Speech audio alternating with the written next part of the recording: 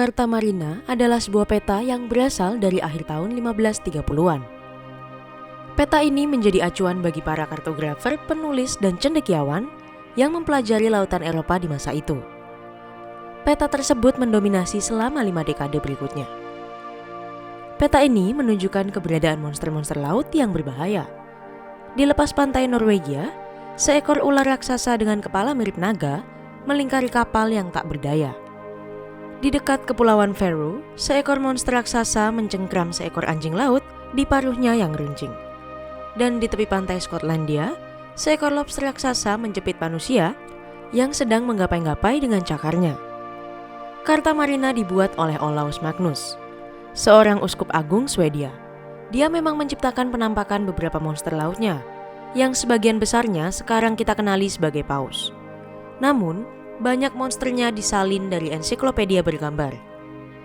Beberapa karya ilustrasinya didasarkan pada deskripsi dari Natural History karya Pliny the Elder dari abad pertama. Pembuatan peta. Lahir di Swedia pada 1490, Olaus Magnus berasal dari latar belakang istimewa dan kuliah di universitas di Jerman. Reformasi memaksa Magnus pindah ke Italia. Diangkat menjadi uskup agung di pengasingan, Magnus bekerja keras membuat petanya selama 12 tahun. Peta itu dicetak pada tahun 1539. Peta Magnus sangatlah besar. Lukisan aslinya berukuran 7 meter persegi dan menggambarkan potret Eropa Utara yang tergencet tetapi detail. Peta itu mencakup wilayah yang sekarang menjadi Denmark, Estonia, Finlandia, Islandia, Latvia, Lituania, Norwegia, Swedia, dan bagian paling utara Kepulauan Inggris. Peta itu tidak sepenuhnya lepas dari karir dan pendidikannya. Beberapa monster yang digambarkan Magnus berasal dari Perjanjian Lama. Misalnya monster laut yang muncul dalam Mazmur, Kitab Ayub, dan Kitab Yesaya. Waktu Magnus tepat, Eropa telah memasuki era penemuan. Oleh karena itu, penyebaran materi cetak membawa ide-ide fantastis kepada khalayak yang menginginkan hal lebih. 1 abad telah berlalu sejak mesin cetak ditemukan, tetapi hanya sedikit orang Eropa yang bisa membaca.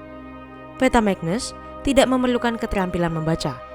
Peta itu memberikan gambaran monster yang mungkin diketahui orang dari Alkitab atau legenda lisan. Di Carta Marina, monster laut bukan sekedar hiasan dekoratif seperti di peta lain sepanjang zaman Renaissance. Dalam beberapa kasus mereka memperingatkan adanya monster menakutkan di perairan berbahaya. Secara keseluruhan, hal-hal itu mencerminkan kekhawatiran yang lebih besar pada saat itu mengenai bahaya perjalanan laut. Kekhawatiran mereka bukannya tanpa alasan. Angka kematian dalam pelayaran jarak jauh pada tahun 1500-an adalah 50%. Kecelakaan tenggelam dan penyakit menular menyebabkan banyak orang yang melaut terkubur di laut. Lautan adalah tempat yang berbahaya dan peta Magnus mencerminkan ketakutan akan hal yang tidak diketahui dan keinginan untuk menaklukkannya. Sea Orm. Di dekat pantai Norwegia, Magnus menggambarkan seekor ular laut berwarna merah terang. Ular itu tampak sedang menyerang sebuah kapal yang miring, seolah-olah sedang dibawa ke bawah. Sea Orm sebagian didasarkan pada pengetahuan, termasuk referensi Alkitab tentang makhluk laut yang mirip ular. Hal ini juga didasarkan pada deskripsi yang dikumpulkan Magnus dari para pelaut. Mereka menggambarkan monster besar di dekat pantai Norwegia. Mereka mengklaim bahwa monster itu adalah ular sepanjang 61 meter dan tebalnya 6,1 meter. Para ilmuwan abad ke-19 mencoba mengidentifikasi makhluk itu di kehidupan nyata. Mungkin saja makhluk itu adalah cumi-cumi raksasa atau pinniped seperti anjing laut atau singa laut. Yang lain berpendapat bahwa orm itu adalah hiu, paus, atau orfish.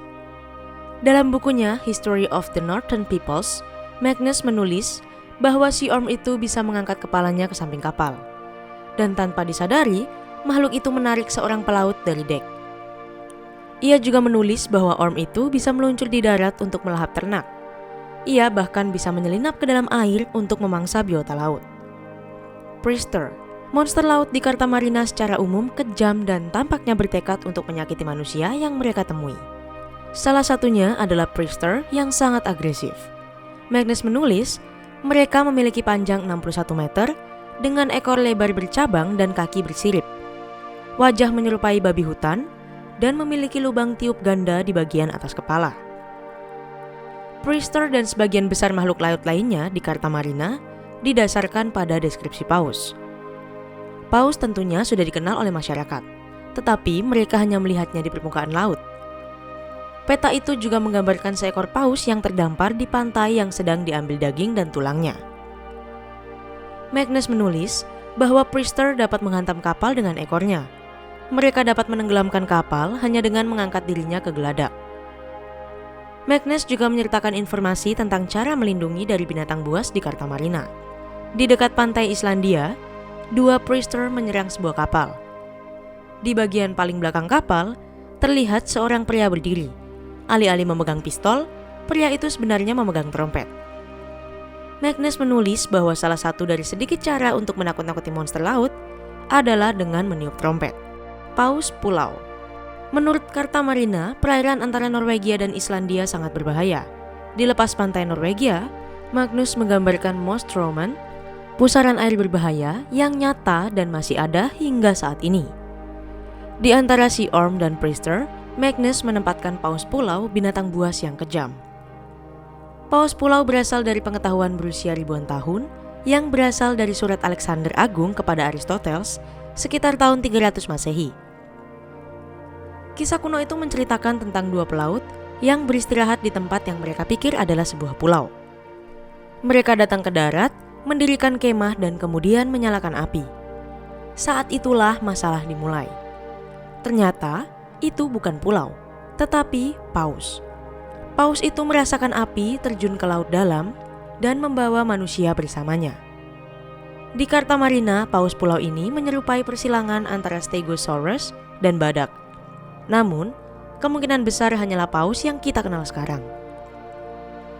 Orang-orang pada saat itu lebih percaya pada apa yang mereka baca, jika mereka bisa membaca. Ada rasa hormat yang besar terhadap kata-kata yang dicetak dan gambar-gambar yang menyertainya.